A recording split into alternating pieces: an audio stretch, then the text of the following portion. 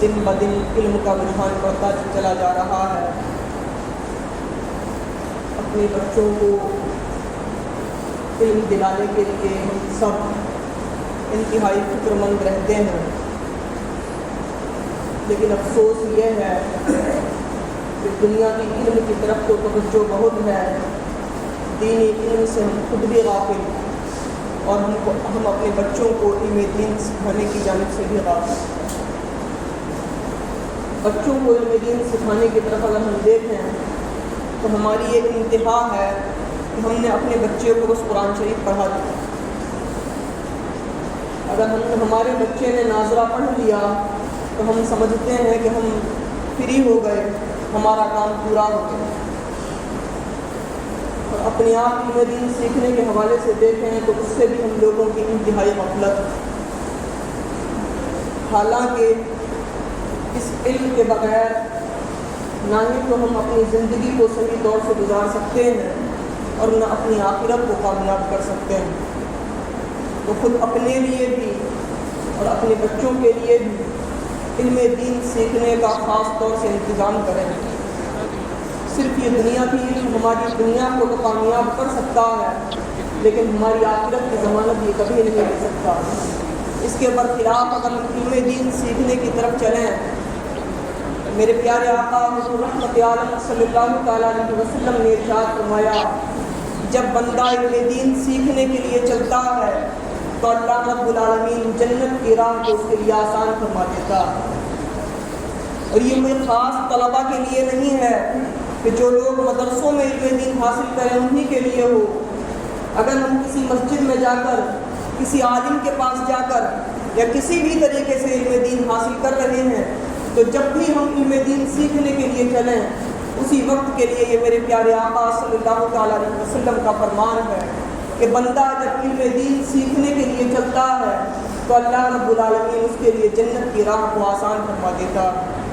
ایک حدیث پاک میں پیارے آقا صلی اللہ تعالیٰ علیہ وسلم نے ارشاد فرمایا، بندہ جب تک علم دین سیکھنے میں رہتا ہے اللہ رب العالمین کی راہ میں رہتا ہے۔ آج ہم بزرگوں کے حالات سن کے ایک طرف تو یہ تصور جماتے ہیں کہ جس طریقے سے ہمارے بزرگوں نے اللہ کی راہ میں کام کیے ہیں، اگر ہم کو بھی موقع ملتا تو ہم بھی وہ کام کرتے، لیکن آج جو کام ہمارے لیے کرنے کے لیے موجود ہیں ان کاموں سے ہم غافل نظر آتے ہیں۔ تو صرف تصور جمانے سے کچھ حاصل ہونے والا نہیں، بلکہ جس چیز کا موقع ہے اس کو کرنے کی ضرورت ہے۔ آج اگر ہمارے پاس وقت ہے، بلکہ اگر وقت نہیں تو وقت نکال کر ضرورت یہ ہے کہ ہم علم دین سیکھنے کی طرف اپنے قدموں کو بڑھائیں۔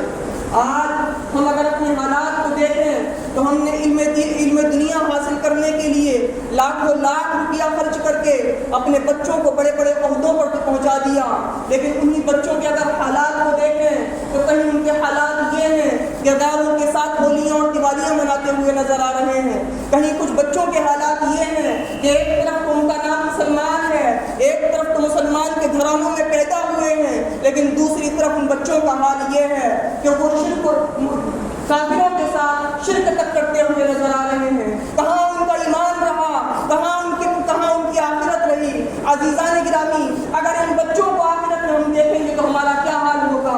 اگر ہمارا یہی حال رہا تو ہم کس طریقے سے اپنی آخرت کو سنوار سکیں گے؟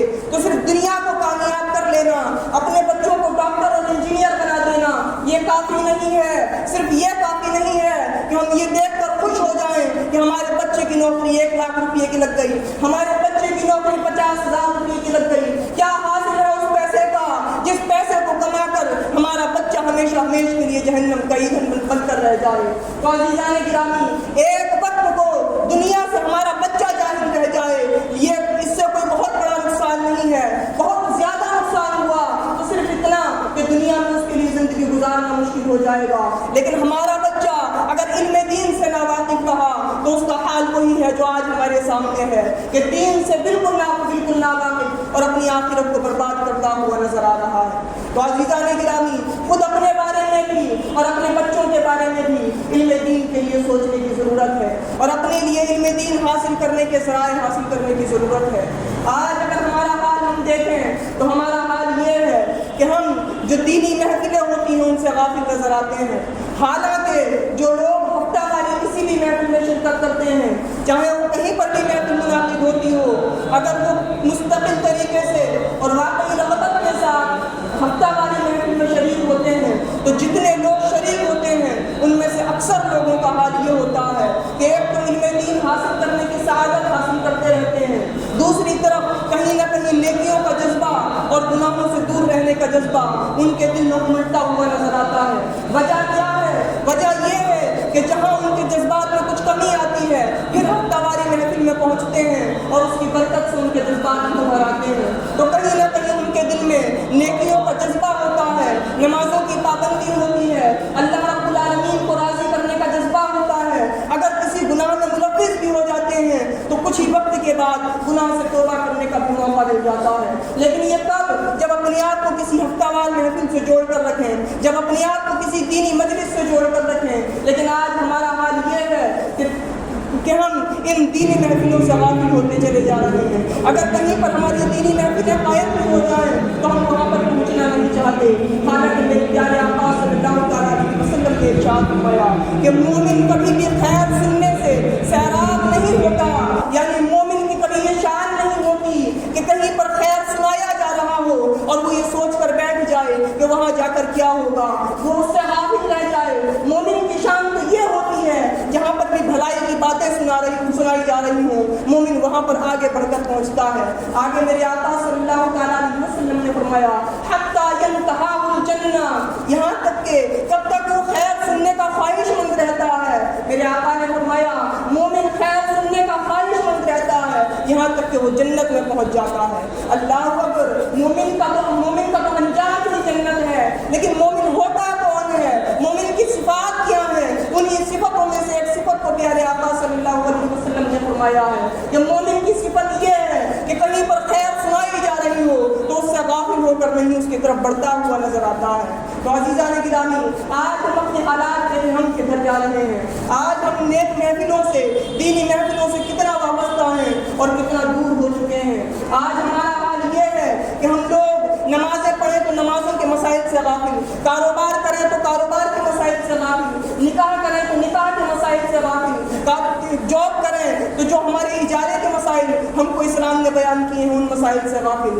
حالانکہ یہ تمام مسائل سیکھنا فرض ہے. ایک طرف تو اگر مسائل نہ سیکھنے کی وجہ سے ہم نے غلط عمل کیا تو اس غلط عمل کرنے کا گناہ ملے گا, دوسری طرف علم دین حاصل نہ کرنے کا بھی ہم کو گناہ ملے گا. تو عزیزان گرامی, کب تک ہماری اپنی اس طریقے سے زندگیوں کو گزارتے رہیں گے؟ ہم لوگوں کو چاہیے کہ خود بھی اپنے آپ کو دینی محفلوں سے جوڑیں اور خاص طور سے اپنے بچوں کو دینی محفلوں سے جوڑنے کی کوشش کریں.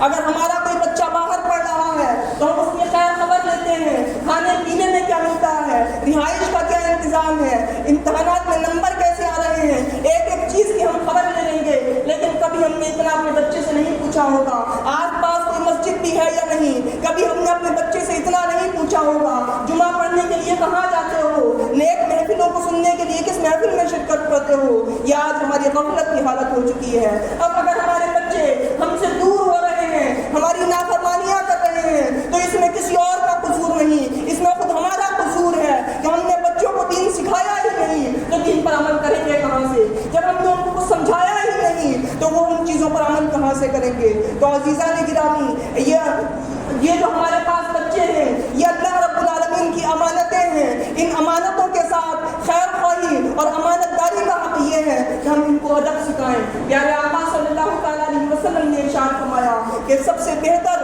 تحفہ بیٹے کے لیے یہ ہے کہ انسان اپنے بیٹے کو ادب سکھا دے.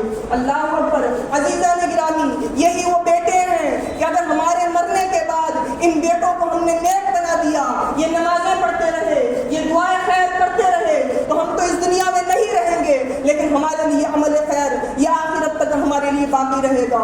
لیکن اگر ہم نے ان بچوں کو نیک نہ بنایا, گناہوں میں ملوث رہے, تو ہم تو اس دنیا سے رخصت ہو جائیں گے لیکن ان کے برے اعمال ہمارے سامنے پیش کیے جاتے رہیں گے جو ہمارے مرنے کے بعد بھی ہمارے لیے تکلیف کا باعث بنتے رہیں گے.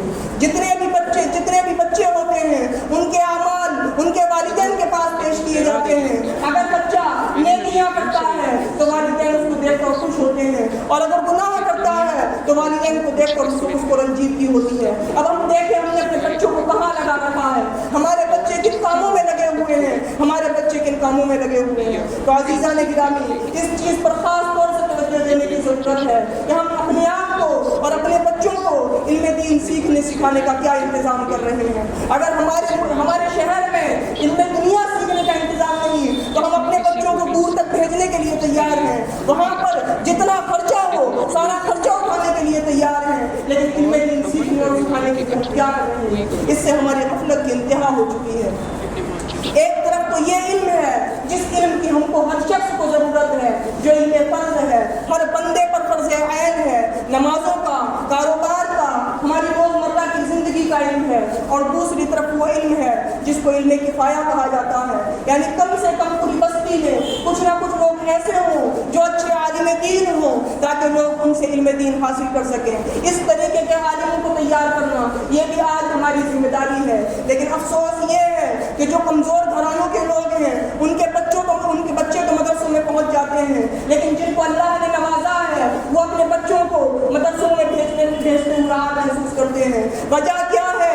صرف وجہ یہ ہے کہ ہم نے دنیا کو سب کچھ سمجھ لیا اور آخرت کو ہم کچھ نہ سمجھ سکے۔ اور آج ہمارا انجام یہ ہے کہ غریبوں کے گھروں کے بچے مدرسوں میں تو پہنچ جاتے ہیں، لیکن جب ان کے حالات کمزور ہوتے ہیں تو کوئی 2-4 سال میں، کوئی 5-6 سال میں تعلیم چھوڑ کر اپنی کمائی کی طرف لگ جاتے ہیں۔ افسوس یہ ہے پورے ہندوستان میں اگر اٹھا کر دیکھیں تو جید علماء کی تعداد بہت کم نظر آتی ہے۔ وجہ کیا ہے؟ وجہ یہ ہے کہ ہم کو اس طرف توجہ ہی نہیں کہ ہم کو اپنے دین کو کہاں لے کر جانا ہے۔ ہم کو اپنی نسل کو ترقی دینے کے لیے علم دین کو فروغ دینے کی ضرورت ہے۔ جب تک ہمارے اہل خیر حضرات کے بچے علم دین کی طرف نہیں آئیں گے، جب تک ہم اپنے بچوں کو فارغ البال کر علم دین کی طرف نہیں بھیجیں گے، جب تک ہماری ترقیاں نہیں ہو سکتی۔ آج جو ہمارے اوپر علمی زوال آیا ہوا ہے، اس علمی زوال کی کوئی اور وجہ نہیں، اس کی بڑی وجہ یہی ہے کہ ہمارے اچھے گھرانوں کا بچہ کبھی بھی علم دین سیکھنے کے لیے آگے قدم بڑھاتا ہوا نظر نہیں آتا۔ تو عزیزان گرامی،